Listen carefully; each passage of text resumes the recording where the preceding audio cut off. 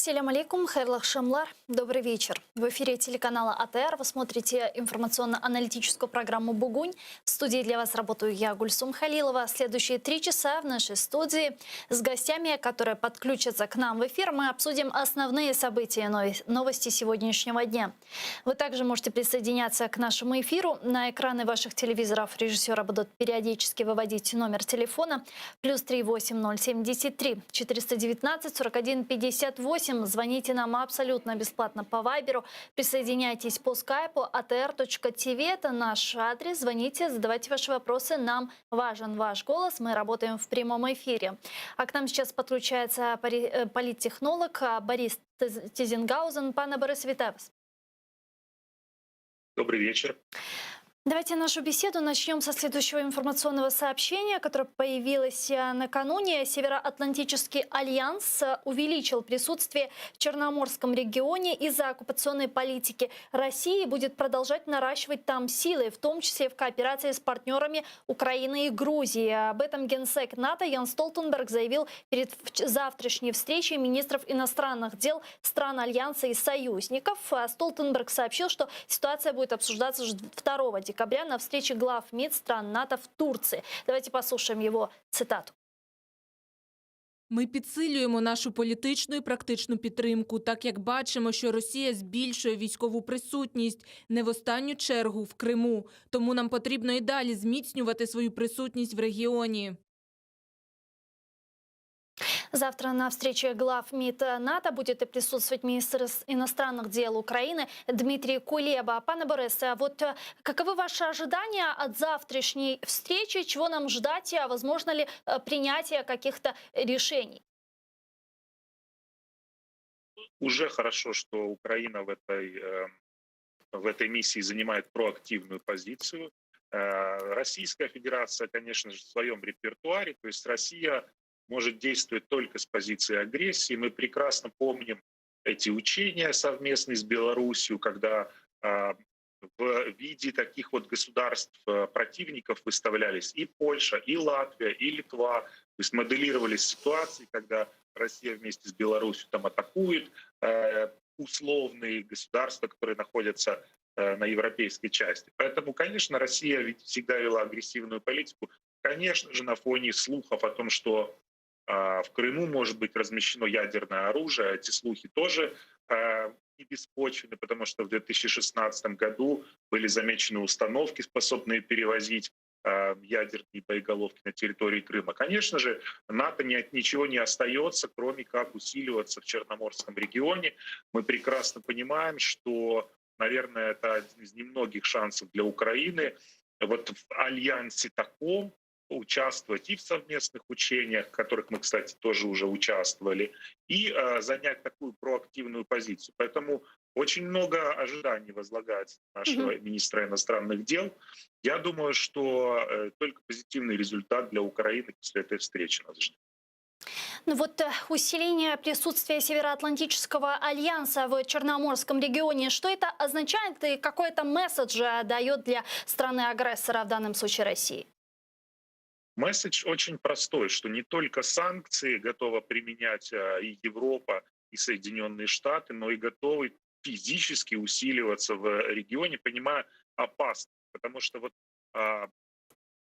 2008 год Грузия, Украина, Россия так или иначе поучаствовала и в недавнем конфликте в Нагорном Карабахе. То есть вот страны, которые граничат с Российской Федерацией, они, к сожалению, в очень невыгодном положении находятся, потому что Россия действует следующим образом. Создает конфликт, замораживает его, и в дальнейшем этот конфликт используется как рычаг давления на страну, принуждение ее свернуть с европейского вектора, с вектора Североатлантического альянса и так далее. Поэтому абсолютно правильная политика со стороны НАТО. И я рад, что наконец-то мы от стурбованности, да, из уст послов дошли до того, что физический альянс усиливается в Черноморском регионе. Но, тем не менее, как это влияет на Россию и на ее действия? Ведь, как вы отметили выше, она продолжает милитаризацию полуострова, продолжает свои военные учения. Вот только недавно в Черноморском море там российский Черноморский флот проводил новые военные учения. Продолжается милитаризация школ, да, сознание детей в Крыму. Ну вот как это остановить? Это можно как-то остановить? Есть ли такие рычаги, реальные рычаги влияния и давления на Россию? Это комплексный рычаг должен быть. В первую очередь, конечно, экономические санкции, которые подтачивают российскую экономику. И сейчас, как никогда, благоприятное время для введения новых санкций. Как раз все государства ослаблены экономически, понятно, вызовы пандемические. Но это можно использовать для того, чтобы надавить на вот эту слабую экономику российскую. То есть новые санкционные пакеты и по правам человека санкционные пакеты.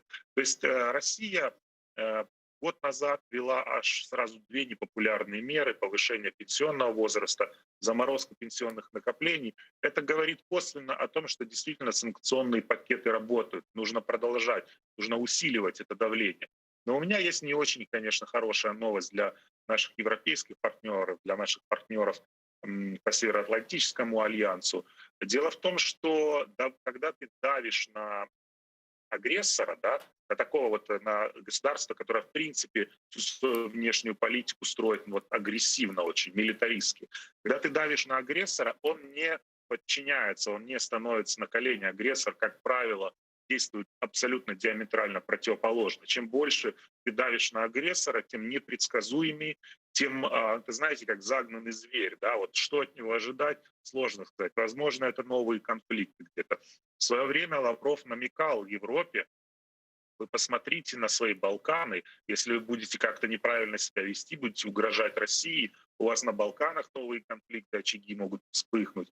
И российские спецслужбы были замечены в подготовке революции не только здесь, на материке, но и в странах Латинской Америки и так далее. То есть Россия действует всегда очень агрессивно. Поэтому вот такой выпад, не знаю, такой акцент со стороны Североатлантического альянса может повлечь за собой и непредсказуемую реакцию милитаристскую в том числе.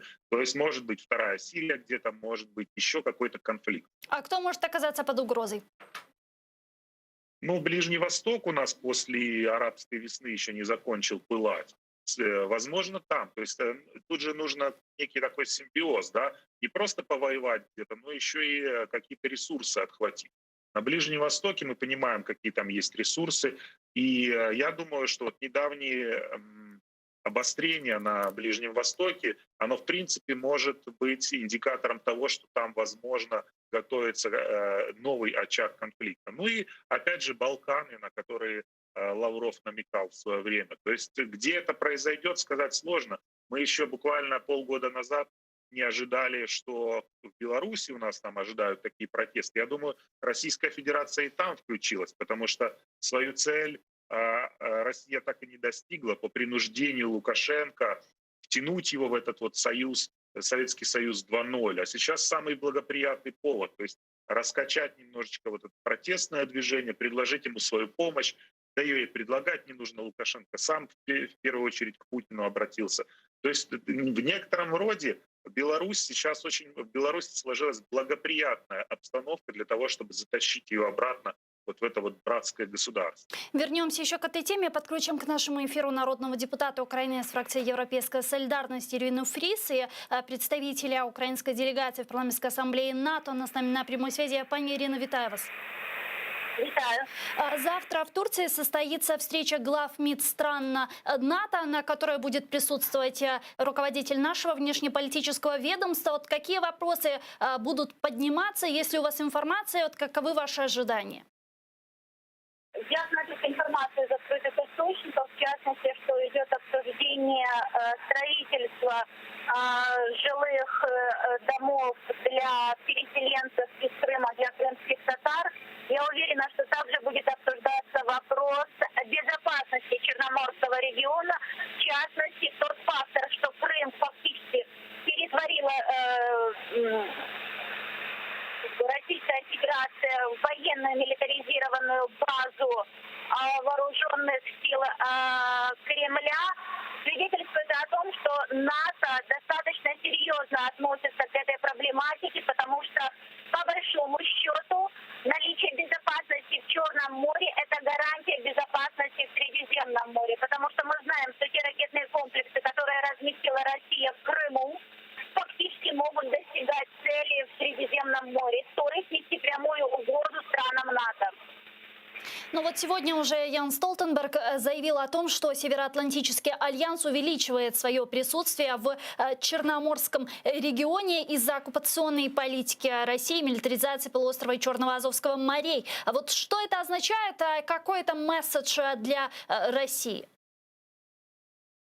Какой-то месседж для Украины в первую очередь. Я приветствую данное заявление Йенса Столтенберга, который всей своей позицией, пребывая в должности генерального секретаря НАТО, демонстрирует постоянную, неукоснительную и последовательную поддержку Украины в противодействии течения агрессии Российской Федерации. Более того, я считаю, что украинская власть должна в ответ на данное заявление Генсека НАТО предложить в качестве долгосрочной перспективы сотрудничества с Альянсом возможность развернуть логистические центры для сил и средств Альянса в акватории Черного моря с использованием как портов Украины, так и аэродромов. Дуже дякую вам. Спасибо большое. Ирина Фрис, народный депутат Украины, фракция Европейской солидарности, член украинской делегации в парламентской ассамблее НАТО, была с нами на прямой связи. Пане Борисе, вот мы говорили с вами о милитаризации полуострова, и мы понимаем, что как раз милитаризация полуострова стала одной из основных причин дефицита воды сейчас в оккупированном Крыму. Там высыхают водохранилища, складывается критическая ситуация с их наполняемостью. И вот недавно появилось такое сообщение, что надеяться на то, что в ближайшие полгода осадки смогут наполнить крымские водохранилища, не стоит. Об этом сказала заведующая отделом климатических исследований и долгосрочных прогнозов погоды Вазира Мартазинова. Вместе предлагаю послушать. Ми можемо прогнозувати, що в грудні опади на території Криму очікувати варто. Правда, вони йтимуть у вигляді дощу і мокрого снігу. Тобто в горах не залишаться, тому розраховувати на них поки немає сенсу. У січні опадів може бути навіть менше норми, в лютому – в межах норми. Весна теж не рятує. В березні опадів буде менше, ніж зазвичай, а квітень став дуже сухим. Розраховувати на нього не варто. Ну а вот на оккупационном предприятии «Вода Крыма» сообщили, что для снабжения водой Симферополя ежедневно выкачивают 70 тысяч кубов воды из подземных источников. С прошлой недели наше предприятие осуществляет водоснабжение Симферополя в режиме 70/50. То есть более 70 тысяч кубов в сутки мы уже подаем из подземных источников, и около 50 – это наши поверхностные источники водоснабжения. Данный режим нам позволяет значительно экономить запасы воды в водохранилищах. За 6,5 лет оккупации полуострова оккупационные власти Крыма Кремль не сделал ничего, чтобы сейчас избежать дефицита воды в Крыму. Более того, нерационально использовали водные ресурсы в Крыму, которые сейчас привели к подобной критической ситуации. Что мы можем с этим сделать?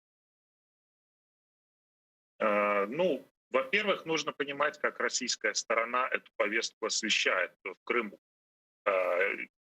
Там говорится очень просто, что Украина не дает нам воду, скоро мы все останемся без воды, в этом вина только Украины, Украина бросила своих граждан на произвол. То есть нам, в принципе, здесь нужно давать альтернативную экспертную повестку, отдавать через все возможные способы.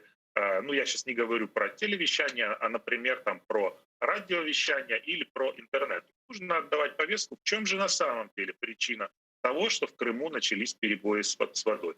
Абсолютно бездумная логистическая программа российская по поводу водоснабжения Крыма. Милитаризация полуострова. Мы понимаем, что оборонные предприятия, комплексы, которые там расположены, они как раз и являются основным потребителем вот этих больших объемов водных ресурсов. Поэтому, во-первых, информационно мы должны воевать. А во-вторых, Россия шантажирует Украину тем, что тут же, мол, через аффилированных своих каких-то спикеров, экспертов здесь в Украине, что, мол, там наши граждане, как же так мы им не дадим воду. То есть вода в Крым поступит только в тот момент, когда Крым вернется в Украину. Я считаю, что это довольно жесткая, но правильная позиция. Мы не должны снабжать нашей водой российские военные группы, которые расположены там. И другая повестка, если уже глобально брать комплексно смотреть на вопрос, то есть что произошло в Крыму. Помимо воды, убита абсолютно туристическая отрасль. Вот те мои друзья, которые, я сам просто в Крыму родился, те мои друзья, которые остались в Крыму, они сейчас причитают, что все побережье застроено забором. Если раньше, может, был свободный доступ там, к пляжам, к инфраструктуре, то сейчас этого нет абсолютно, позабирали все. То есть сами крымчане, которые очень радовались, жгли украинские паспорта, сейчас причитают и плачут о том, что как же так Россия с нами поступила. Дальше. Санкционные пакеты по отношению к тем предприятиям, которые работают в Крыму, тем авиакомпаниям, которые летали в Крым и так далее. То есть Крым стал абсолютно токсичным в плане ведения бизнеса. То есть вот что получили крымчане в итоге. Помните эти знаменитую фразу «денег нет, но вы держитесь». То есть сейчас ее можно еще раз... Да, Медведева. И сейчас ее еще раз можно повторить уже устами Путина. Денег нет, воды нет, авиасообщения нет, бизнеса нет, но вы как держитесь, радуйтесь тому, что мы вас вот этой бетонной скрепой в виде Керченского моста к себе присоединили. Вот и все. Вот эту повестку нужно отдавать правильно крымчанам, чтобы они еще раз начинали думать о том, что же на самом деле произошло и какой это был, в кавычках, легитимный референдум. Аналітик Кримсос Анастасія Донець зараз з нами на прямому зв'язку. Пані Анастасія, вітаю вас. Добрый день. Добрый день. Вот мы сейчас говорили про дефицит воды на территории временно оккупированного полуострова. И если говорить о тех мерах, которые сегодня предпринимают оккупационные власти, чтобы его избежать, начиная от бурения артезианских скважин, заканчивая инициативой установки опреснительной техники на территории Крыма. Вот насколько они жизнеспособны, насколько они устойчивы? Мы сейчас постоянно проводим мониторинг ситуации с водой в Крыму. Ситуация хуже всего на юге Крыма, на юго-западе Крыма. И, собственно говоря, оккупационная власть больше всего пытается применять меры именно в этих районах, потому что в Симферопольском районе, Бахчисарайском районе Симферополя вода людям теперь доступна только по 2-4 часа в день, пятница, суббота, воскресенье, если я не ошибаюсь, 2 часа, а остальные дни недели по 4 часа в день. При этом вода ужасного качества. То, что делается для того, чтобы эту ситуацию изменить, на наш взгляд, является неэффективным. Как вы правильно сказали, продолжается бурение артезианских скважин. Власть оккупационная продолжает выкупать скважины, частные скважины, которые находятся дома у людей, которые, безусловно, никак не смогут решить кардинально кризис с водой в Крыму. Кроме того, бурение новых скважин грозит засолением почвы и, собственно говоря, делает Крым, в принципе, не такой территорией, на которой невозможно выращивание ничего. То есть никакая агропромышленность в Крыму в ближайшее время будет невозможна. Она и так сократилась практически в половину после того, как Крым был оккупирован. Что касается постройки опреснительных сооружений, да, действительно есть такая утопичная идея, тем не менее на то, чтобы ее реализовать, опять-таки нужны колоссальные ресурсы, как финансовые, так и затраты по электроэнергии для постройки таких сооружений являются очень большими, и эффекта от этого большого не будет, так как, чтобы опреснить соленую воду, нужно много времени, ну и, как я уже сказала, много ресурсов. Планы у оккупационной власти начать этот процесс примерно в 2021 году. Они планируют это делать, тем не менее, те ограничения, которые сейчас существуют по воде, настолько жесткие, насколько возможно, да, настолько жесткие, что вот по последней информации люди сливают воду из батареи для того, чтобы готовить еду для каких-то санитарных нужд. Если кто-то когда-то таким занимался, мы можем себе представить, какого качества эта вода, то есть люди в полном отчаянии. Тем не менее, такая ситуация, оккупационная власть планирует сохранить эти ограничения до конца, ну, собственно говоря, до декабря 2022 года, то есть еще на год будут продлены ограничения. Как все это время люди будут выживать без воды, мы, к сожалению, не знаем. Насколько серьезно может пострадать экология полуострова? Ну, как я сказала, учитывая то, что Крым не имеет своих источников воды практически, то есть единственные источники – это реки, подземная вода, которая сейчас выкачивается в больших объемах, и вот эти вот резервуары, которые наполняются за счет сточных вод.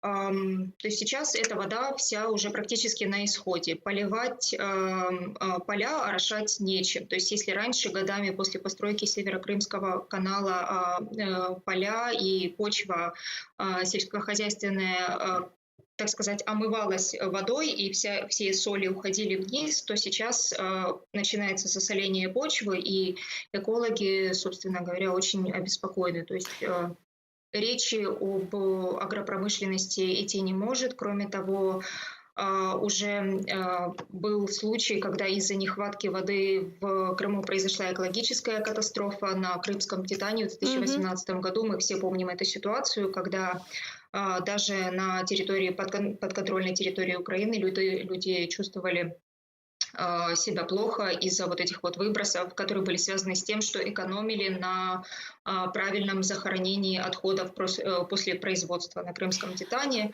Они начали испаряться из-за нехватки воды, и население Крыма очень сильно пострадало. Пани Анастасия, еще одну тему хотел с вами обсудить. Сегодня в Киеве состоялась презентация аналитического отчета «Крымсос. Насильственное исчезновение в Крыму за период оккупации Российской Федерации в 2014 и 2020 годах». Вот расскажите о результатах. Да, это уже второй такой отчет, который мы презентуем. Первый касался насильственных исчезновений за 2014-2017 год. Речь в нем шла про все 44 случая исчезновения, которые мы смогли зафиксировать в Крыму. Тем не менее, мы не исключаем, что их было больше. И этот отчет включал как жертв насильственных исчезновений, которые были найдены живыми, к счастью, не совсем здоровыми, но тем не менее, так и тех, которые были убиты, экстрадированы или осуждены.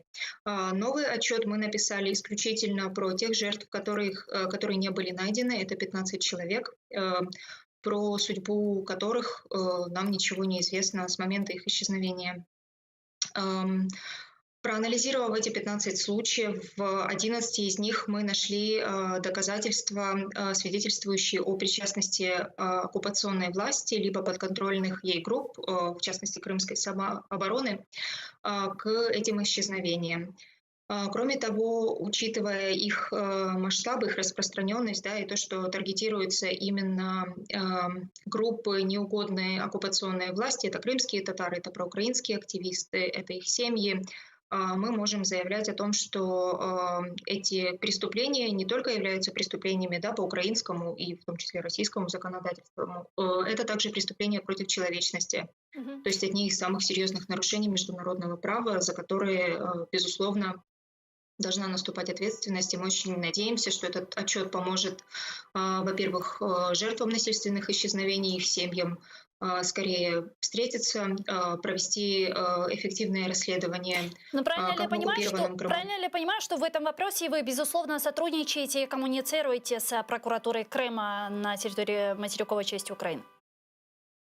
Повторите вопрос, пожалуйста, плохо слышно. Алло. Да. Правильно ли я понимаю, что в этом вопросе, вот вы говорили о том, что представили ряд свидетельств, вы коммуницируете и сотрудничаете с прокуратурой Крыма, которая находится на материковой части Украины? Да, безусловно. Спасибо большое, пані Анастасія. Анастасия Донать, аналитик Крымсос, была с нами на прямом зв'язку. Помимо всего прочего, сегодня в Верховной Раде Украины выступил народный депутат Украины из фракции «Голос» Рустем Умеров, который призвал народных депутатов создать межведомственный координационный центр, который бы занимался освобождением политических заключенных. Давайте послушаем его прямую речь. Шановна голова, шановні колеги, тимчасова окупація українських земель Росією триває вже 7-й рік.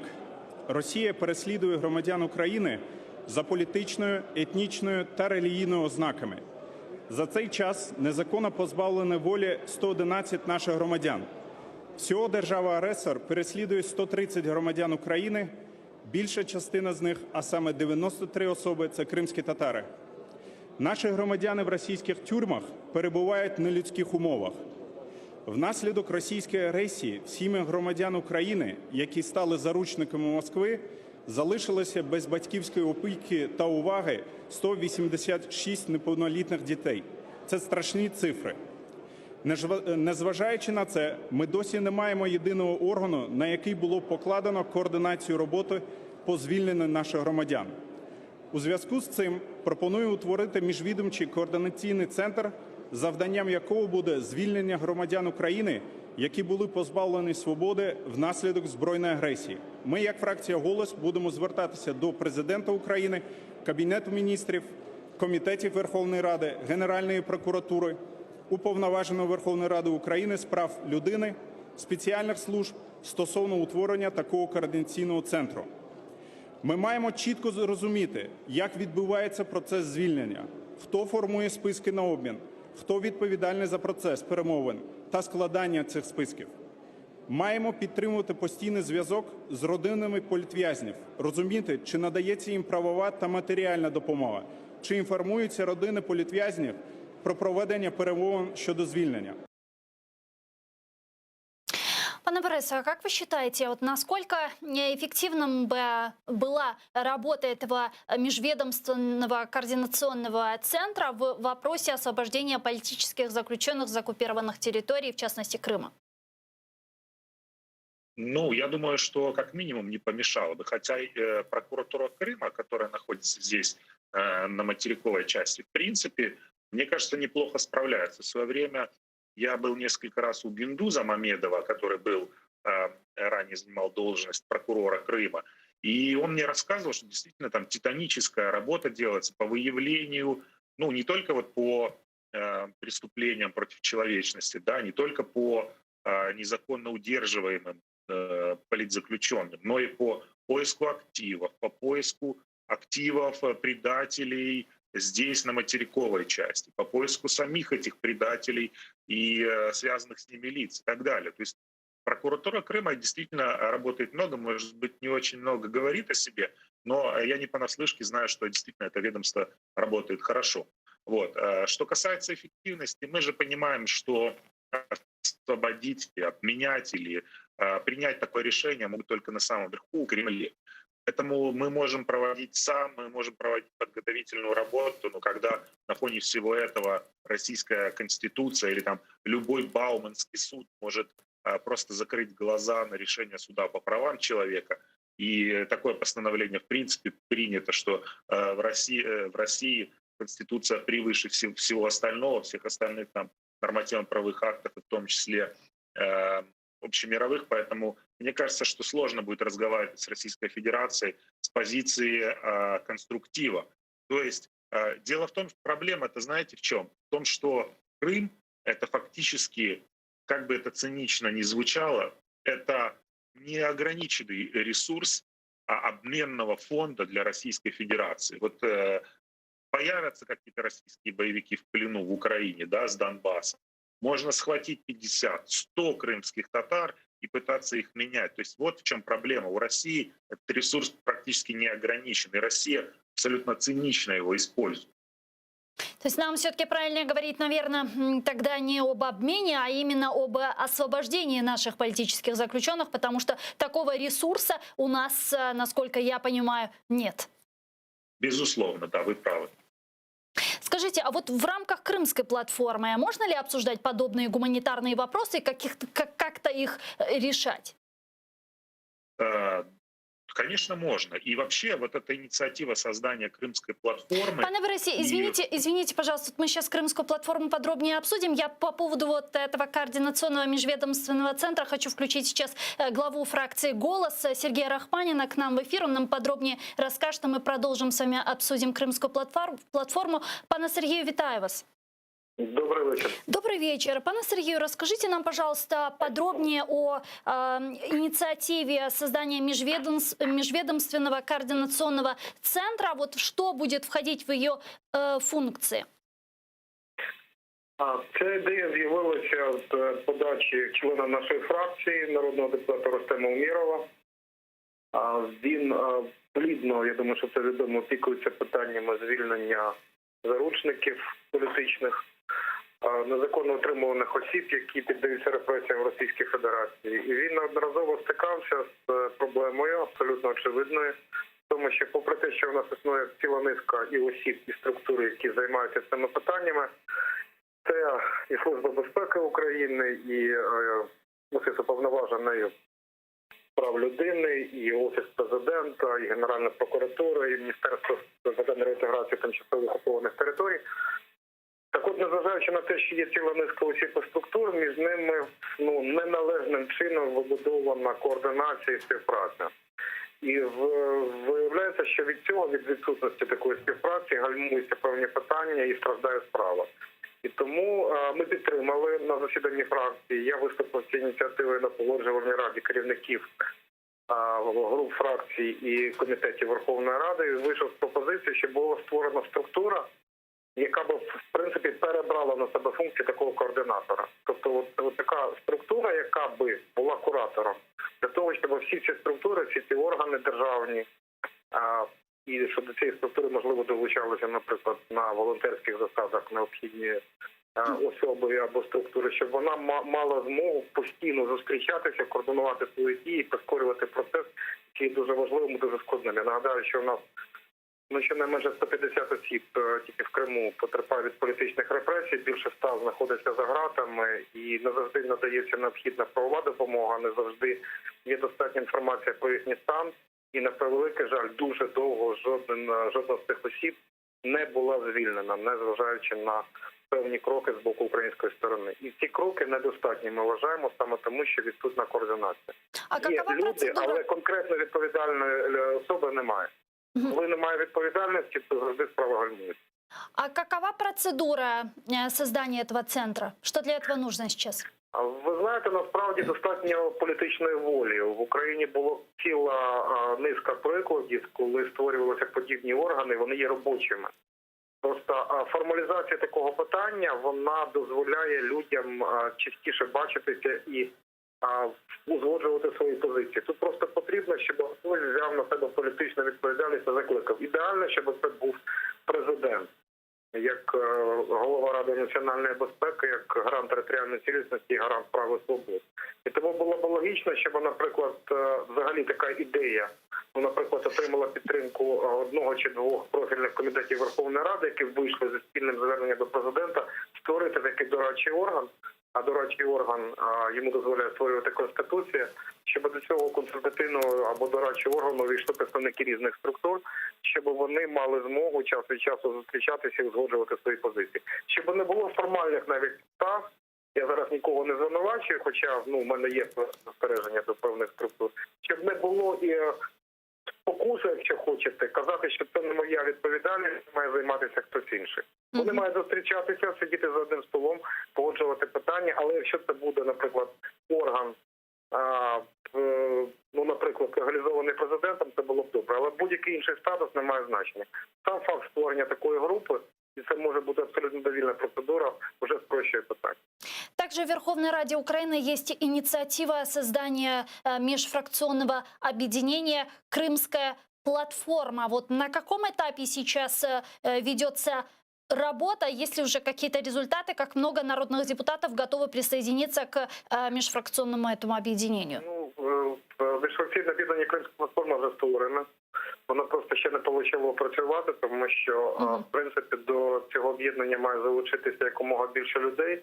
І тому, в принципі, фактична робота цього об'єднання, вона поки що відкладена, поки не всі бажаючі ще доєдналися до цієї структури. Я думаю, що це вже найближчим часом буде формалізовано, там буде, воно почне працювати, тоді і порядок денний, і масштаби роботи будуть визначені самими членами Україна надлежить. Дуже дякую вам, пане Сергію. Сергій Рахманін, народний депутат України, голова Дякую. фракції «Голос», був з нами на прямому зв'язку.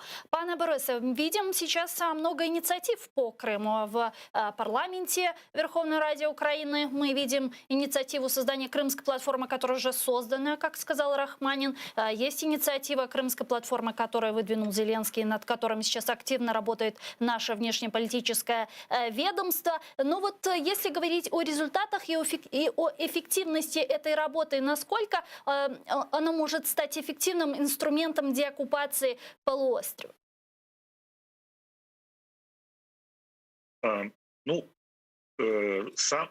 Самое главное, я бы очень хотел поприветствовать вот эту инициативу по созданию, как крымчанин, по созданию этой крымской платформы и инициативу Зеленского.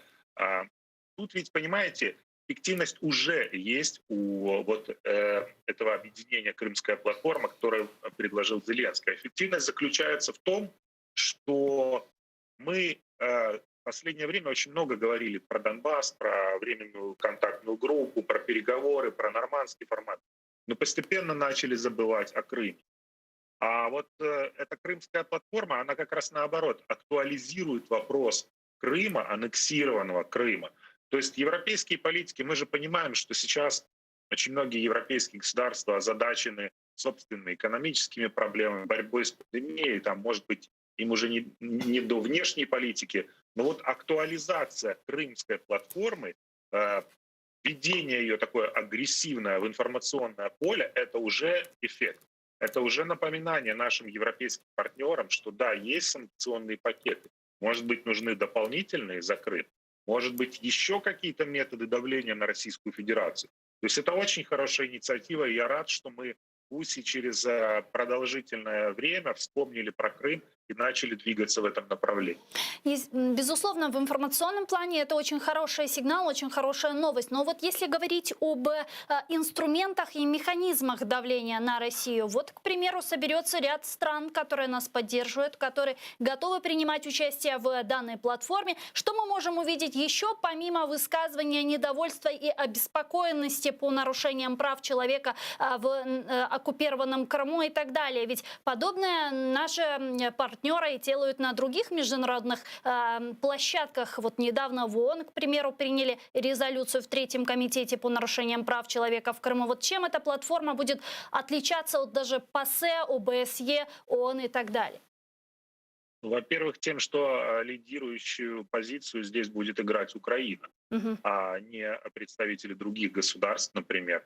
Во-первых, Украина будет формировать повестку в рамках этой платформы. То есть это абсолютно управляемая, в хорошем смысле слова, повестка, которую мы можем актуализировать, которую мы можем дополнять, то есть которую мы можем фактически, с которой мы можем постоянно знакомить наших европейских партнеров, что происходит в Крыму, что происходит с политзаключенными, как нарушаются права человека, что там за экологическая катастрофа может быть, а какая там ситуация с водой, какая ситуация с милитаризацией, какая ситуация с свободой слова и так далее, и так далее. То есть мы здесь абсолютно проактивны. То есть вот это преимущество этой платформы. Можно ли в рамках этой платформы разрабатывать некие механизмы давления на Россию в виде санкций, к примеру? Ведь мы понимаем, что наивно было бы предполагать, что Россия все же присоединится к этой платформе и сядет за стол переговоров. Не стоит недооценивать Российскую Федерацию. То есть они в своей циничной манере, помните, нас там нет, это не наши человечки, они абсолютно в своей циничной манере, чтобы забалтывать, чтобы смещать повестку, могут посадить туда какого-то номинального участника своего или группу лиц, которые будут говорить и тыкать всех носом в какие-то документы, которые будут параллельно подсовывать нашим европейским партнерам другие документы. Смотрите, мол, Украина тут гуманитарную катастрофу устраивает и так далее, и так далее. То есть наоборот, со стороны Российской Федерации испортить хорошую инициативу, пролезть туда, интегрировать свои группы и забалтывать, ломать повестку конструктивную, я думаю, это будет абсолютно вот в формате Российской Федерации. Относительно санкций. Относительно санкций, да, можно. Тем более у нас появится инструмент дополнительно показывать, ну, скажем, вот произошли аресты каких-то политзаключенных. То есть это ли не дополнительный рычаг для попытки повлиять на наших партнеров, для введения дополнительных пакетов. Тем более Джо Байден, например, став президентом, он говорил о том, что он будет, во-первых, бороться и в сегменте прав человека, в том числе и в его окружении, там и Навального вспоминали.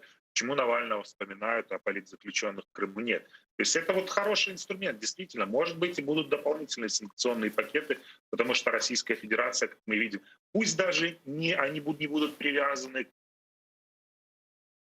к политзаключенным, пусть они, может быть, не будут сильно привязаны к украинской повестке, но они могут быть привязаны к милитаризации, к размещению возможному ядерного оружия на территории Крыма и так далее, к угрозе, которую Россия составляет в Черноморском регионе, то, с чего мы с вами начали. То есть это все возможно.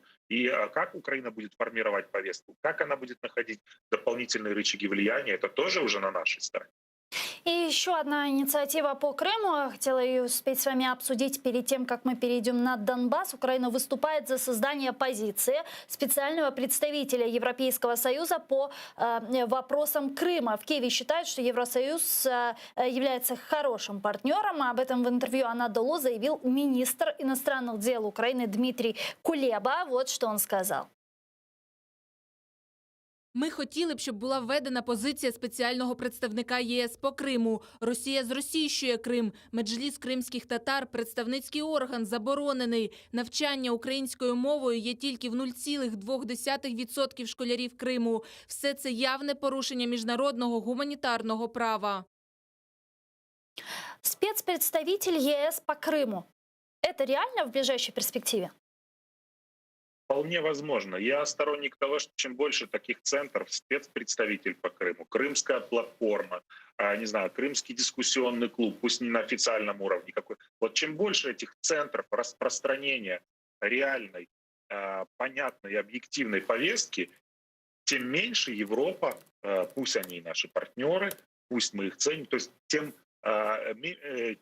тем больше европейцы будут вспоминать о Крыме и не будут о нем забывать, потому что мы же видели прекрасно, что Крым фактически за последние годы выпал из европейского информационного поля, потому что разводят руками, ну а что, если по Донбассу там есть какой-то пошаговый план А, план Б, есть Минские соглашения, то по Крыму возможны два варианта. Его либо можно вернуть Украине, либо не вернуть. И все. И как бы европейцам это казалось тупиком.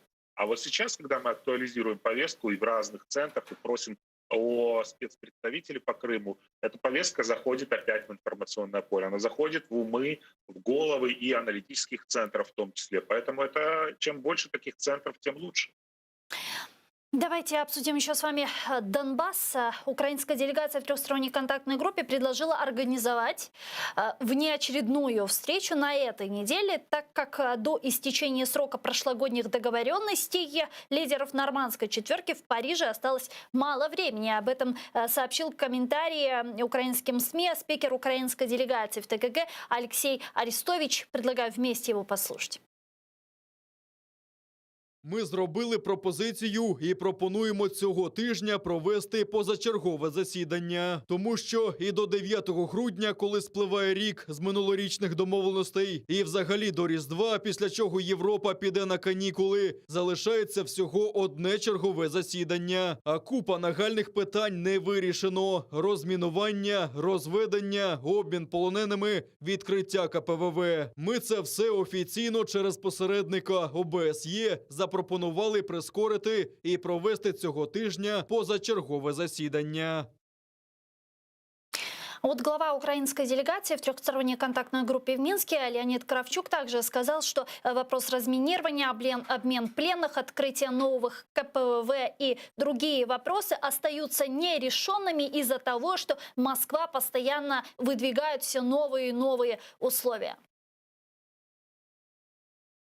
Ми не стоїмо на місці. Певний рух уперед є. Цей рух визначається основним рішенням, яке було прийнято тристоронньою контактною групою про всеосяжну тишу 22 липня. Але інших серйозних зрушень до миру немає. Однією з передумов свого часу була постанова Ради про місцеві вибори. А зараз передумова – ухвалення дорожньої карти, яку підготували ОРДЛО. Пане Борис, вот как вы видите сейчас наши позиции в переговорном процессе в трехсторонней контактной группе в Минске? Чего мы добились? Уже через неделю, через 1,5 недели, 9 декабря, прошел уже год с момента, как президент Зеленский отвел себе это время для завершения войны, прекращения огня и так далее. Но чего, очевидно, не случилось. Очевидно, не случилось, тем более, наверное, не стоит давать обещания, где в самой сути есть две стороны, и ты не понимаешь и не отвечаешь за ту вторую сторону, которая кончит войну, а может и начать новую. Мы прекрасно знаем, что такое Российская Федерация. Поэтому я думаю так, что есть определенные успехи. И они, в принципе, они довольно очевидны. То есть вот то, с чего начал Зеленский, да, где участвовал Ермак в свое время, обмен военнопленными. Я очень надеюсь, что перед Новым годом произойдет еще один обмен военнопленными у нас. Разведение уже больше 100 дней тишины, так называемых. Да? То есть количество жертв несоизмеримо с тем, когда этих дней тишины не было. Да, постреливают, да, нарушают с той стороны. Да, есть раненые периодически, но не так, как раньше. Вспомните, выходил этот речник, да, Министерство внутренних дел ежедневно нам озвучивал, сколько ранено, сколько убито и так далее. То есть определенные подвижки, которые Зеленский себе может записать в актив, все-таки есть. Но временная контактная группа, мы же сейчас очень много стали про нее говорить, хотя, в принципе, ничего не происходит, чего-то нового, да? Просто потому что поменялся формат подачи, поменялись люди, поменялся подход к формированию информационной повестки. Более медийные люди, создают больше информационных поводов, постоянно вводят нас в курс. Если раньше там что-то где-то заседание прошло, никто нам потом не рассказал, к чему пришли. Сейчас мы получаем порционно практически каждый день эту информацию. К сожалению, стоит констатировать, что задача Российской Федерации сейчас не выполнение каких-либо договоренностей. Задача просто эту повестку отложить куда-то подальше. Задача, наверное, сорвать встречу в нормандском формате, в том числе. Задача вынудить Украину сказать, что мы не будем выполнять Минские соглашения. Здесь тупиковая, конечно, ситуация. Чтобы потом сказать, посмотрите, Украина не будет выполнять Минские соглашения, а у нас к Минским соглашениям привязаны санкционные пакеты. Давайте эти санкционные пакеты снимать, раз Украина сама не хочет там ничего выполнять. То есть вот какая задача у Российской Федерации. И уж тем более и конструктивная встреча в нормандском формате. Мы это прекрасно понимаем, что так или иначе в нормандском формате в рамках переговоров телефонных, представителей, глав государств и так далее, у нас уже, наверное, под 60 раз так или иначе эти встречи и переговоры проходили. К сожалению, пока сильно похвастаться успехами мы не можем. То есть, по сути, все изначально понимали, что реализовать Минские соглашения невозможно. Я думаю, конечно, понимали. Ну и в окружении предыдущего президента говорили о том, что это вот временный этап, чтобы остановить массовое кровопролитие, чтобы вот мы сейчас подпишем что-то, они там перестанут стрелять, перестанут обстрелять, а там уже дальше разберемся. То есть вот такой был план тогда. А сейчас подписано, исполняется. То есть Российская Федерация ни на шаг не отступает от того, чтобы Украина выполняла Минские соглашения. Но их же в принципе выполнить невозможно. Ну как выполнять политическую часть, да, как проводить выборы, если границы не контролируются? Как проводить выборы, если российские оккупационные войска находятся на территории Донбасса? Да туда ни одна проукраинская партия никогда в жизни не поедет, просто из соображений, собственно, безопасности. Поэтому, к сожалению, то, что было подписано тогда, вот это наследие Зеленскому досталось, сейчас пытаются план А, план Б предложить. Но Россия не отступает. То есть все, подписали Минские соглашения, выполняйте. Давайте подключим к нашей дискуссии. Обсудим втроем Сергія Герасимчука, заступника виконавчого директора Ради зовнішньої політики Українська Призма. Він з нами зараз на прямому зв'язку. Пане Сергію, вітаю вас. Добрый вечер. Добрый вечер. Ну что ж, патовая ситуация складывается вокруг Минских соглашений, процесс в рамках трехсторонней контактной группы, где украинская сторона предлагает свой план совместных шагов по урегулированию ситуации на Востоке, на что, естественно, Россия не соглашается, а марионетки Кремля предлагают свою дорожную карту, уже заведомо для нас невыполнимую.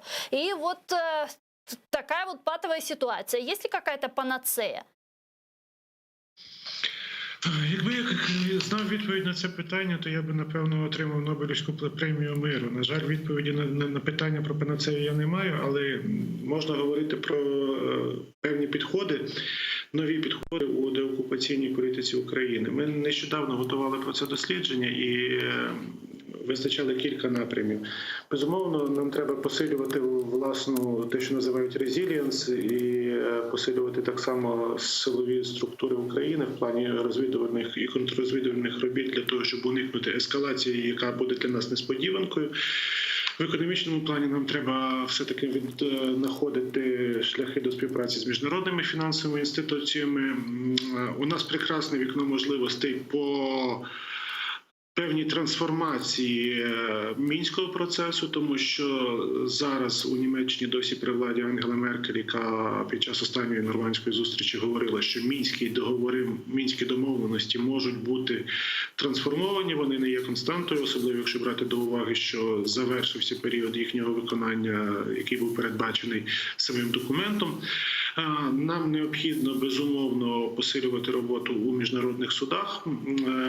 Це те, що міжнародне право і рішення міжнародних судів ставали би нам також аргументами у залученні більш ширшого кола держав до проукраїнської коаліції.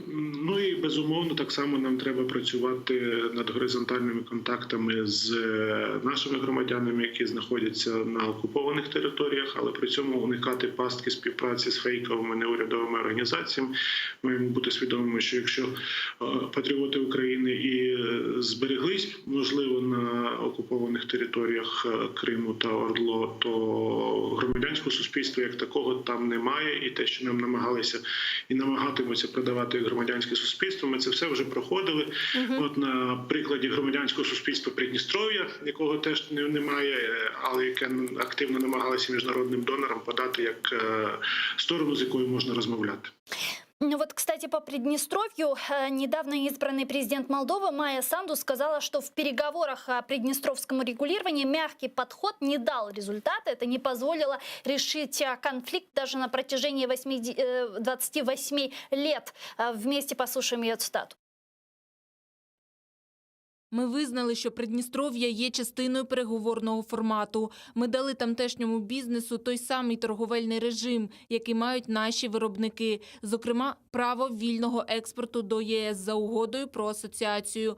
Ми підписали понад 300 документів про розв'язання конфлікту тощо, але попри всі ці кроки, наразі ми нікуди не прийшли. І цей наш досвід Україні може бути корисно врахувати у діях щодо Донбасу. То есть можно ли сказать, что, по сути, целью России является провернуть ту же операцию на Донбассе, то, что она сделала вот в Приднестровье и считала себе вполне успешной? Ну, по-перше, відчувається управна рука Козака, який активно працював над ситуацією в Придністров'ї, який був ініціатором плану Козака у 2003 році для Молдови щодо врегулювання придністровського питання. Цілком зрозуміло, що Росія зацікавлена в тому, щоб тримати і Україну, і Молдову, і Азербайджан з Вірменією на цьому гачку заморожених конфліктів.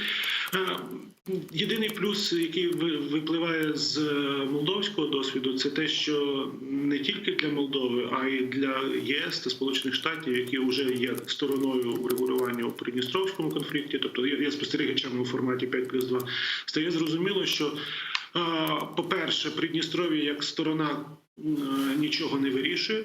Тобто те, що Придністров'я отримало статус сторони, в принципі, ніяк не вплинуло на переговорний процес.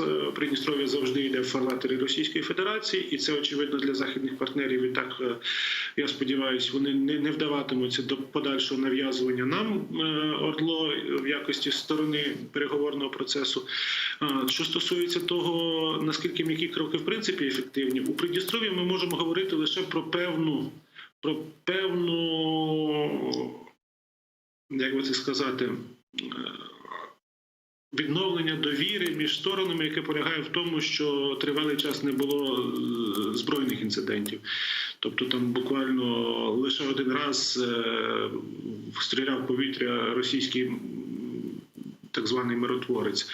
От у нашій ситуації ми навіть про заходи довіри не можемо говорити, тому що ми не припинили вогню, і за умови відсутності припинення вогню говорити про заходи довіри не доводиться. Це суперечить будь-якій теорії регулювання конфлікту.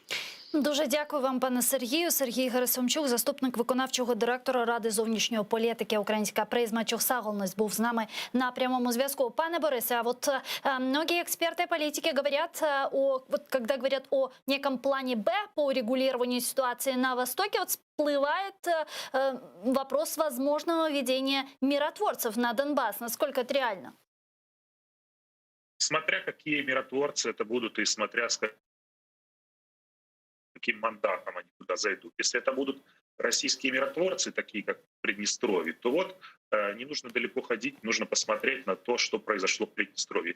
Легитимизация их условных ОРДЛО, да, и абсолютная заморозка конфликта. Вот, кстати, та же самая госпожа Санду, она как только заикнулась о выведении российских миротворцев, сразу же там и Лавров, и Песков ответили, что ни в коем случае никогда они оттуда не уйдут, потому что понимают, что российская повестка, через миротворцев в том числе, она будет там постоянно. И вот этот вот замороженный рычаг, через который можно всегда расконсервировать, который можно создать проблемы и так далее. То есть представьте, Россия ведет миротворцев на Донбасс, легитимизация произойдет по сценарию Приднестровья, вот этих ОРДЛО, так называемых, да, и потом откроем свободное перемещение, дадим им там какие-то права, выборы проведем, амнистию дадим.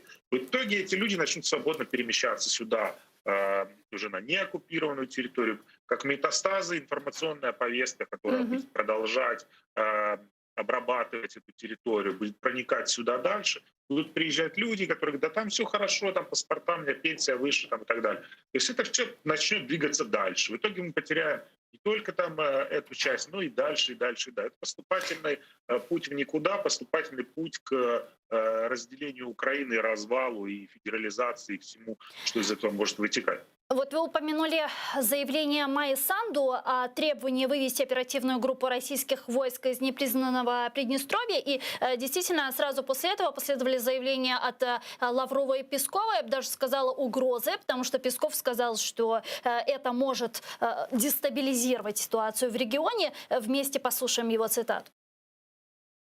Поэтому мы рассчитываем, что это все будет обсуждаться и не будет делаться каких-либо резких движений в этом плане.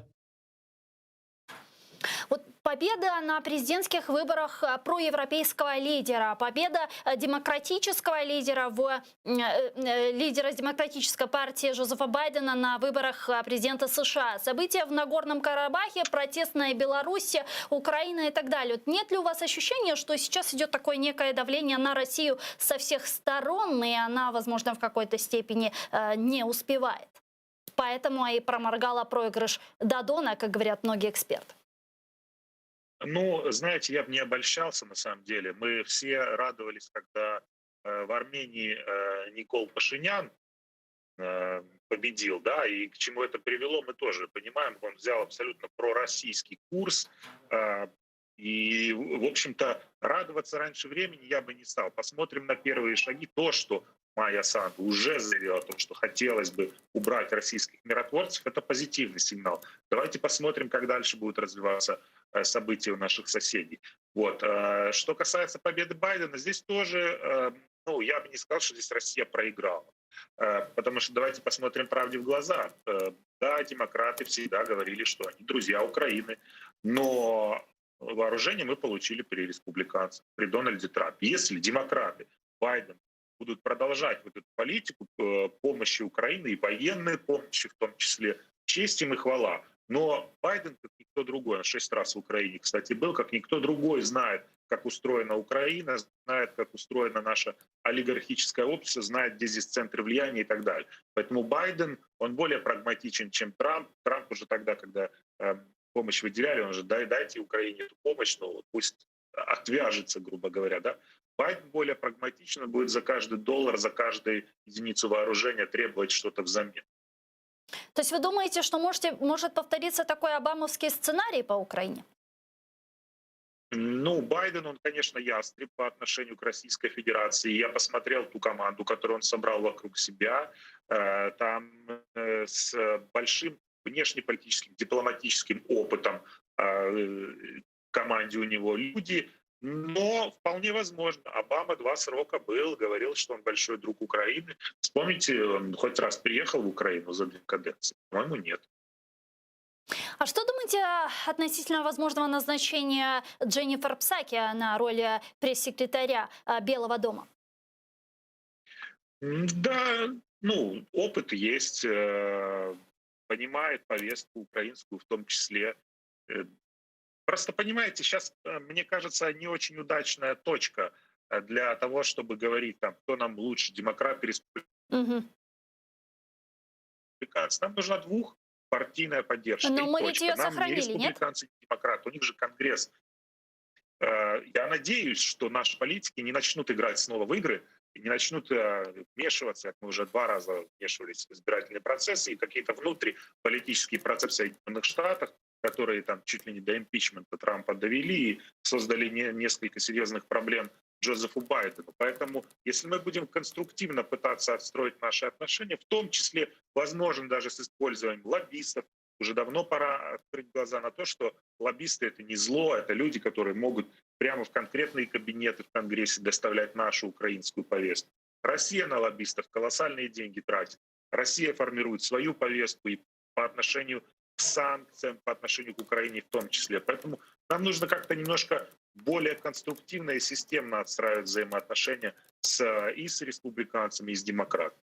Дуже дякую вам. Спасибо большое, пане Борисе, за то, что были с нами на протяжении часа. Политтехнолог Борис Тизенгаузен был с нами на прямой связи. Тешекурлер. Но я хочу перейти к следующей не менее важной теме, к бюджету на 2021 год. Министр здравоохранения Максим Степанов категорически не согласен с той суммой, которую оставили на медицину в проект госбюджета на 2021 год, поскольку не хватает едва ли не половины суммы. Предлагаю послушать его прямую речь.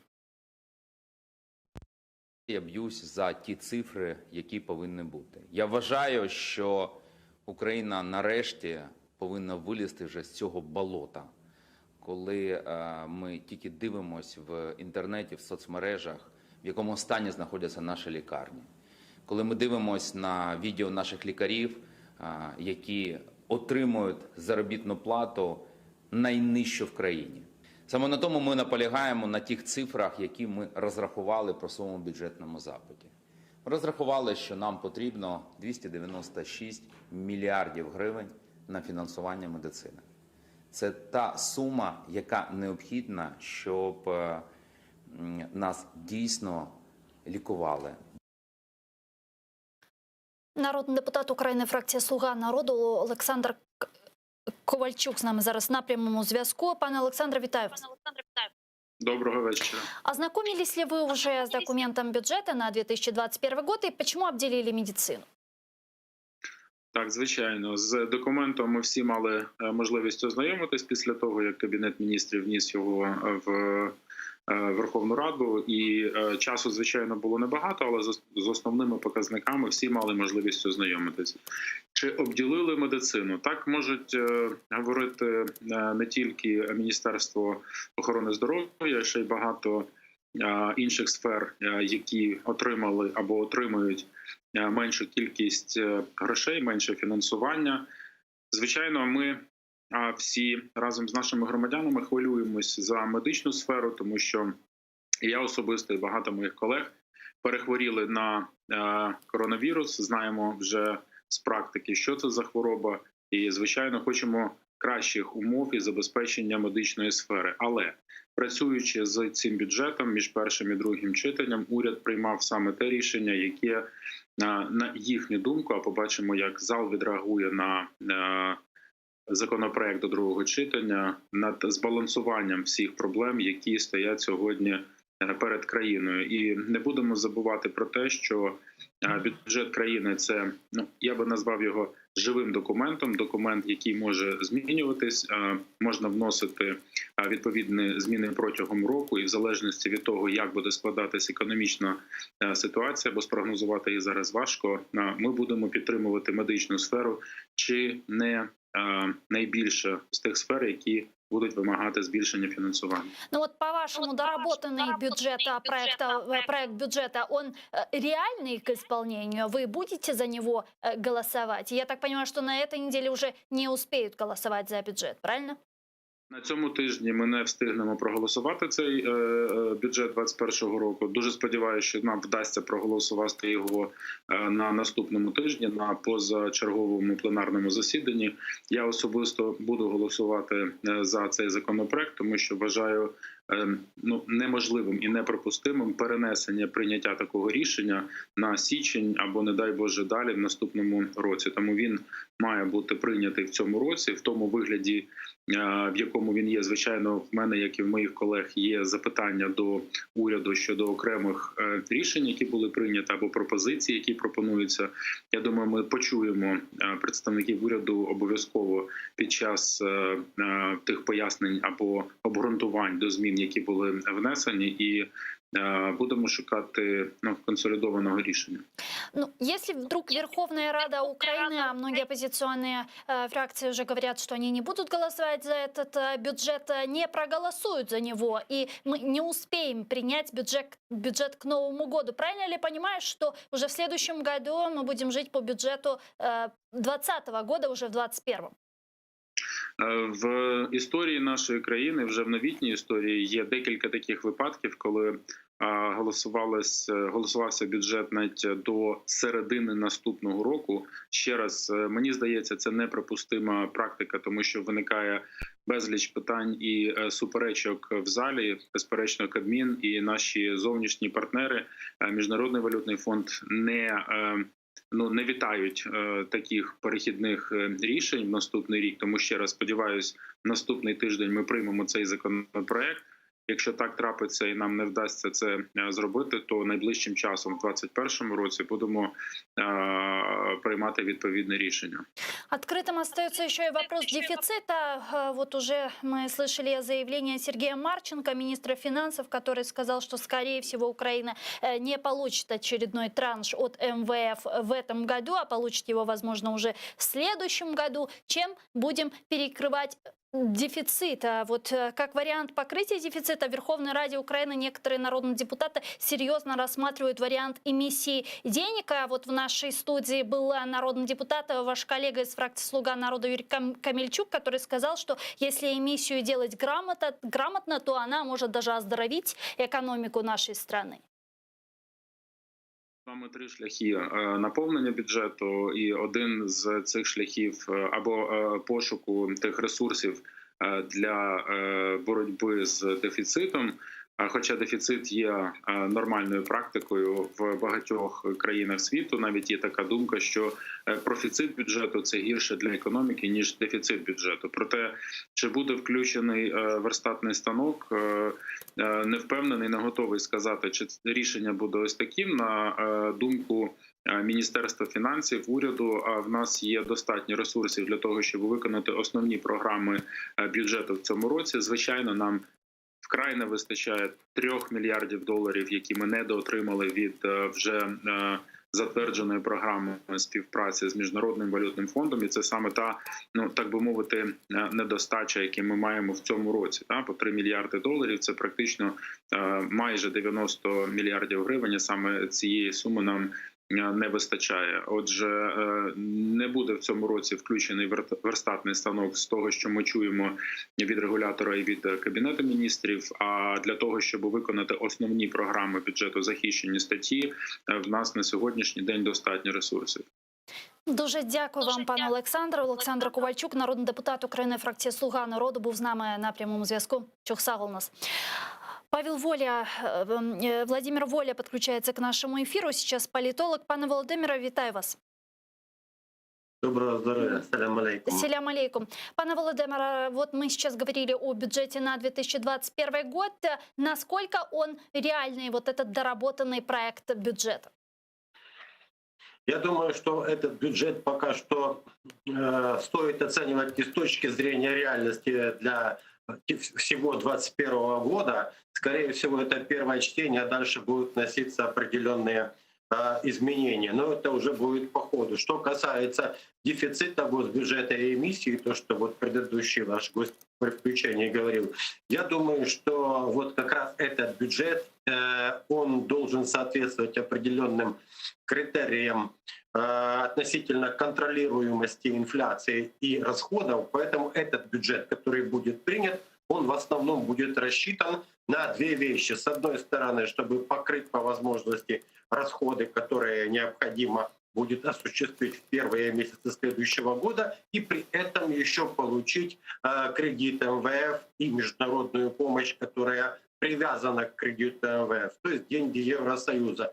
Поэтому бюджет, который мы увидим сейчас, это условно первый вариант бюджета, который решает две вот эти задачи. Дальше будет корректироваться и будет видно, какие статьи придется урезать, и какие будут, наоборот, финансирование увеличиваться. Но это история уже следующего года. Ну, уже, смотрите, заложено сокращение в размере 4 миллиардов на Минобразование, почти 5 миллиардов на развитие регионов, почти 2 миллиарда на экономические министерства, и при всем при этом увеличиваются расходы на президента, и вот несмотря даже на обещания главы Офиса президента, обещания на министра финансов, все же в бюджете оставили повышение расходов на Офис президента на 33%. Зачем? Да, вот для меня тоже вопрос, что именно требует увеличения денег на такую сумму, нельзя ли было повременить с повышениями каких-то расходов. Но в целом то, что вы сказали по поводу бюджетных статей на здравоохранение и образование, то тоже вот почему на здравоохранение дают меньше денег, чем, допустим, выставил вот запрос тот же министр здравоохранения Степанов. Как я сегодня читал, он будет отстаивать эту сумму. Поэтому я думаю, что пока что ситуация выглядит так, что есть какие-то вещи, которые Офис президента считает необходимым профинансировать по статье Офиса президента, да, то есть по органам власти. А вот те статьи, где мы видим недостаток ресурсов, это то, что будет корректироваться уже в следующем году. Просто этот бюджет сейчас пытаются свести так, чтобы получить деньги МВФ. И второе, исходит из реальных доходов, которые мы имеем на конец этого года. Потому что на весь следующий год мы не можем сейчас заложить гарантированно никакие расходы, и доходы, которые бы можно было считать таковыми, что эти показатели будут выдержаны. Скажите, поэтому пока вот что это бюджет первого. А в бюджете дефицит заложен на 2021 год в размере 5,5%, если я не ошибаюсь. Дефицит — это почти 250 миллиардов гривен. Это допустимо для МВФ? Я думаю, что это, скорее всего, допустимо, потому что главные критерии МВФ — это для того, чтобы расходы соответствовали доходам, первое, да, ну и плюс, чтобы экономические процессы были контролируемы, чтобы не было неконтролируемого ослабления национальной валюты, чтобы не было неконтролируемой инфляции, в том числе за счет печатания денег. Поэтому вот этот бюджет, как я сказал, это пока что первая версия бюджета, которая будет потом корректироваться. Пока что этот бюджет, вот из того, что мы имеем, падение доходов бюджета на 5%, ВВП, вернее, на 5%, о котором говорят сейчас, и которое является следствием эпидемии, да, вот оно в том числе сказывается и на размер бюджета, влияет на размер бюджета, дефицита, вернее, бюджета. Поэтому вот закладывают пока что, исходя из тех показателей, которые экономика Украины имеет на сейчас. Но дальше все будет корректироваться. Ну, то есть пока, по-вашему, ничего страшного нет?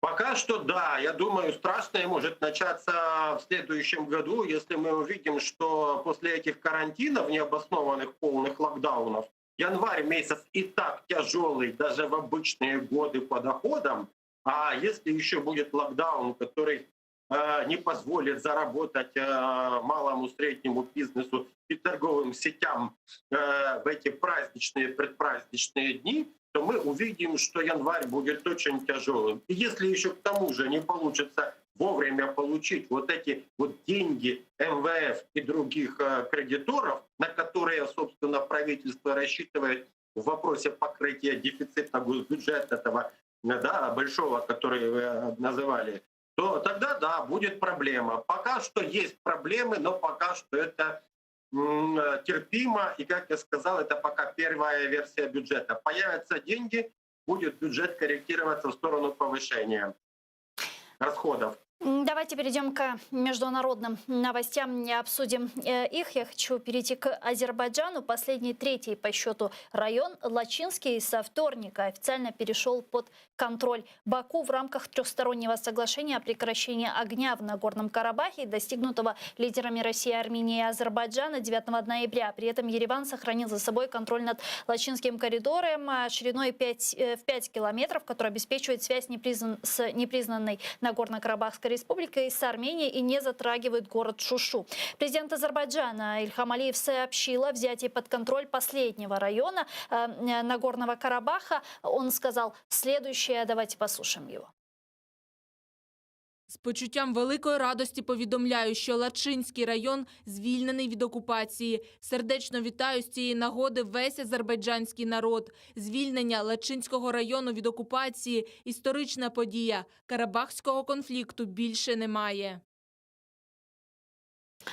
Также Ильхам Алиев предупредил, что если кто-то захочет вмешаться в процесс выполнения соглашения по Нагорному Карабаху, увидит жесткую позицию Баку. Он объявил, что Азербайджан создал новую реальность на Южном Кавказе, тем самым создал предпосылки для новых рамок сотрудничества. Подключаем к нашему эфиру Азербайджан. С нами на прямой связи Резван Гусейнов, директор Центра развития истории Кавказа. Резван Бей, салям алейкум. Алейкум салам, рад вас всех видеть. Взаимно. Резван Бей, какие последние новости? Поделитесь с нами, пожалуйста. Ну, во-первых, я хочу поправку дать, что Армения никакого контроля над Лачинским коридором не имеет и не будет иметь. Российские миротворцы там сейчас стоят. Угу. Там будет совместный контроль, то есть 2 КПП, российские миротворцы будут сопровождать грузы и гражданское население. Все. То есть никакого другого у них там, скажем так, что на данный момент другой задачи нет. Что касается самого факта деоккупации уже всех 7 районов, то на этом, как говорится, можно подвести итоги. И президент Азербайджана анонсировал те перспективные, в том числе транзитные проекты, которые в ближайшие годы будут осуществлены.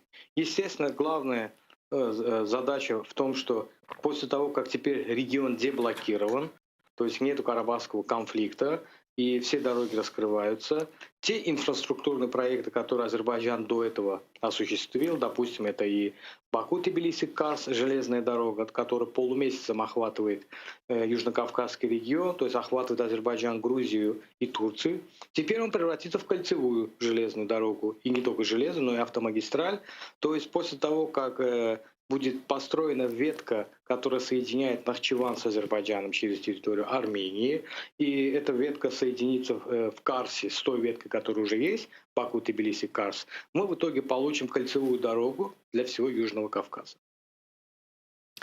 Скажите, а как долго, какое количество времени займет разминирование этих территорий, восстановление уже деоккупированных территорий, чтобы азербайджанцы, которые были вынуждены выехать со своих домов еще в 90-х годах, уже смогли туда вернуться? Ну, значит, по этому поводу уже официальное заявление есть. Руководство АНАМА, это специальная международная организация, которая занимается разминированием. Для первичного разминирования понадобится около 3-5 лет. а в общей сложности минимум 10 и даже 15 лет, чтобы вернуть эти территории для нормального использования со стороны гражданского населения. И только спустя 10-15 лет азербайджанцы смогут вернуться в свои дома. Нет, ни в коем случае. Возвращение начнется уже в ближайшее время. Скорее всего, согласно принятой программе, в течение следующего года уже будут определенные группы людей возвращаться. Но совершенно верно, что сперва нужно восстановить инфраструктуру, жилые вот эти все объекты и дать людям работу. Но несмотря на это, опять-таки, насколько я знаю, первично те, кто могут и хотят, они будут постепенно возвращаться. А действительно на массовое возвращение понадобится несколько лет. И последнее, Резван Бей, опубликованы ли уже официальные данные о потерях в ходе войны за Нагорный Карабах? Вот за последние 44 дня как много своих военных потерял Азербайджан?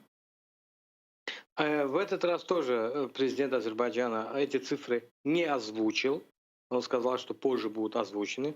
Но по неофициальным источникам и каналам я могу сказать, что приблизительно в 1,5 раза потери Азербайджана ниже, чем армянские. Это сколько? Потому что если армянская сторона, допустим, заявляет о 2-2,5 тысячах, хотя скоро они, как всегда, извиняюсь, обманывают свой народ, наверное, в ближайшее время раскроются реальные цифры потери армянской стороны, они намного выше, то вот от этого и считайте. То есть, да, от армянской стороны в 1,5 раза где-то меньше азербайджанской. Но и пока не объявлены цифры, я думаю, что вот это гадание на кофейной гуще. Да? То есть сегодня президент объявил о тех потерях, которые понесла вооруженная армия, вооруженные силы Армении. То есть фактически до 60% всей техники, боевых запасов и личного состава уничтожено. Çok sağ olunuz, Резван Бей. Резван Гусейнов был с нами на прямой связи, директор Центра развития истории Кавказа. Çok sağ olunuz. Пане Володимире, чуєте? Так. Ну что ж, скажете, вот слышали сейчас нашу дискуссию, российские миротворцы уже расположились, сейчас уже Лачинский коридор перешел полностью, Лачинский район под контроль Азербайджана. Вот не настораживает ли вас факт присутствия там российских военных? Настораживает. Многие в России, те, кто склонны видеть ситуацию как победа России на Северном Кавказе, усиление ее присутствия, они ошибаются. Потому что есть другая сторона этой всей истории, которая стараются замолчать. Да? Это действительно то, что сегодня президент Ильхам Алиев в обращении к нации сказал о том, что Азербайджан создал новую реальность на Южном Кавказе. Я бы добавил, что Азербайджан при поддержке Турции. Поэтому что сегодня можно было сказать по поводу, сегодняшнего обращения президента Алиева к нации? Во-первых, он еще раз демонстрировал, что он победитель в этой ситуации. Давал четко понять, смотрите, мы изменили реальность, все контролируется нами. Кроме того, все вот эти районы, что отметил Ильхам Алиев, все вот эти 3 района вернули без единого выстрела, потому что Азербайджан победил. И он на этом акцентировал. Дальше были упреки в сторону армянского руководства. Знаете, это выглядит так, как он победитель куражится в отношении побежденных. Ну и кроме того, по поводу Лачинского района, важное обстоятельство сегодняшнего дня – это заявление Ильхама Алиева, почему бы нам Лачинский коридор не передвинуть. То есть почему бы не передать под суверенитет, под контроль Азербайджана Лачин, сам город, да, районный центр, плюс еще один там населенный пункт, а вместо этого построить дорогу другую, которая бы не проходила через эти населенные пункты, а проходила бы чуть-чуть в стороне и была бы сообщением между Арменией и Нагорно-Карабахской областью. Ну и еще важный момент. То есть вот это вот требование, да, вернее, пока как идея, оно показывает, что Азербайджан имеет силу и дальше настаивать на тех вариантах, которые он считает выгодным. Ну и еще одно обстоятельство. С одной стороны, Алиев говорит, что Нагорно-Карабахский конфликт завершен, А с другой стороны, он говорит о недопустимости каких-либо переговоров об автономии Нагорного Карабаха, на чем настаивает армянская сторона. То есть это может означать, что до полного завершения конфликта еще пройдет некоторое время. Как решать вопрос Нагорного Карабаха и его статуса — это отдельная история. Но сейчас мы видим, что Азербайджан победитель и дальше настаивает на своих позициях и своих условиях. Ну и Турция. Сегодня, кстати, сообщили, что турецкие военные прибыли для участия в разминировании территорий, которые вернулись под суверенитет Азербайджана. То есть турецкие военные присутствуют. Сегодня тоже было достигнуто соглашение о паритетном составе участников этого центра по контролю за перемирием или как за этим тут. И я не исключаю, что как бы там кто ни рассказывал, что турецких военных не будет, там миротворцев. Я думаю, что турецкие военные посты вдоль линии разграничения все-таки появятся на территории, которую контролирует Азербайджан. Будем следить за событиями. Я хочу перейти с вами к другой теме, к Соединенным Штатам Америки. 29 ноября стало известно, что пресс-секретарем Белого дома после инаугурации демократа Джозефа Байдена, которого СМИ назвали уже победителем, станет бывший спикер Госдепартамента США Дженнифер Псаки. Она известна, в частности, острыми заявлениями о российской агрессии, а о своем назначении на своей странице Twitter она сказала следующее. Для мене велика честь знову працювати на Джо Байдена, людини, від імені якого я працювала під час адміністрації Обами Байдена, коли він займався економічним відновленням країни, відбудовував наші відносини з партнерами. Це дало хороший результат, привносив співчуття і людяність майже в кожну зустріч, на якій я була присутня. Пане Володимире, если учитывать ту истерику с вероятным назначением Дженнифер Псаки на должность пресс-секретаря Белого дома в Россми, можно ли считать это уже позитивным сигналом для нас? Ну, я бы назвал то, что происходит в российским СМИ, скорее как попытка вот перейти к этим, знаете, насмешкам над Псаки, потому что она делала ряд замечаний, которые вот они выглядели некорректно с точки зрения формулировок и были удивительными, типа того, что отправить флот к берегам Беларуси. Да? Беларусь не имеет выхода к морю. Поэтому я думаю, что сейчас Россия пытается вот использовать это назначение для того, чтобы посмеяться над будущей администрацией Джозефа Байдена. Но у нее были довольно четкие заявления. Вот я просто хочу напомнить нашим зрителям, что она говорила еще в 2015 году. Мы нашли эту цитату относительно агрессии России. Вместе давайте послушаем и продолжим, пане Володимире. Ми неодноразово висловлювали занепокоєння в зв'язку з діями Росії в Україні, в зв'язку з підтримкою, яку Росія надає сепаратистам. Важливо розуміти, що наша мета не полягає в ізоляції Росії. Наша мета – покласти край руйнівним діям Росії в Україні. Російська інтервенція в цій країні незаконна, і як член світової спільноти США не можуть стояти осторонь і робити вигляд, що все в порядку. Довольно четкое заявление, и все акценты распределены верно. Да, но дело в том, что госпожа Псаки, она была пресс-секретарем, речником, и она озвучивала ту позицию, которую занимает власть. А кто формирует позицию? Вот в связи с этим я бы сделал акцент не на Псаки, а на том, что госсекретарем, вероятнее всего, будет Энтони Блинкен.